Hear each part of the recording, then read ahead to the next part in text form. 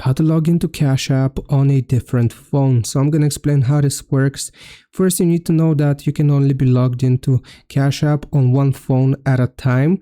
So once you have confirmed that, you want to click on your profile icon in the top right, and then at the very bottom, you should see sign out. Now make sure you know your information about your Cash App account before you try logging in on a different device. So you want to click on sign out. And then once you click on sign out, you will have to download and install Cash App on the new device.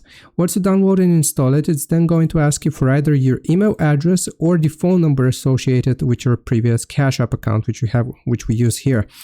So after you've made sure that you know your email and phone number, you will just type it there. It's going to send you a confirmation code. So if you use your phone number, you will receive a confirmation code on the phone number, or if you use your email address, you will receive an email with a code. You just have to put in that email on the new device, and it's going to sign you back into Cash App, and you can begin using it on the new device. It is as simple as that. I hope this video helps you out. Leave a like and subscribe, and I'll see you next time.